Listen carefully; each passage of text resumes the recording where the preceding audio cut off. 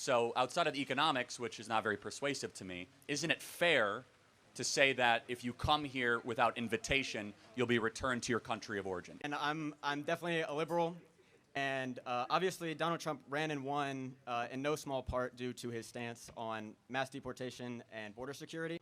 And on the left, I feel that there should be more consensus on border security. I think it's essential to national security.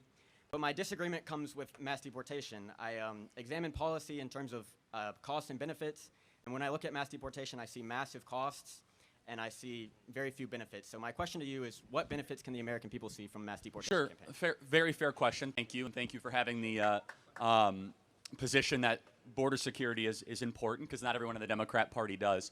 Why don't you outline some of the, like, one or two costs? I would imagine economic or maybe cultural. Let's lay out two of the most pressing costs that you would see in your research. So from my point of view, I see that it will likely decrease jobs for Americans. I think you look at the Secure Communities Initiative under Barack Obama and the effects of that. The studies of that showed that for every 1 million unauthorized workers that are deported, that's 88,000 American citizens who are forced into unemployment.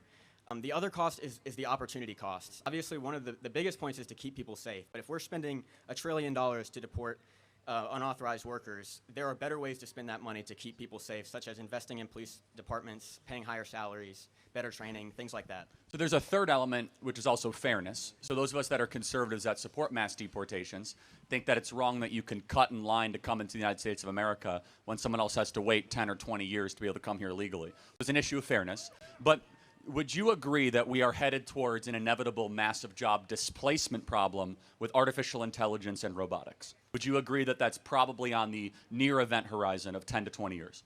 Yes, tech will take some jobs away for sure. So if we now agree that tech is going to make a lot of people in this audience basically have to figure out what they're going to do with their life, and let's just take robotics. We're going to see mass application of robotics in the next couple of years in agricultural work and service work. What is then the argument to keep 30 million people in your country illegally if robots are going to be doing those jobs? I mean, if there's any jobs, I guess the question I would ask is, if you're designing a government, should jobs first go to native-born people of your country or to foreigners? Well, my issue with that is that native workers and immigrant workers typically work different positions, right?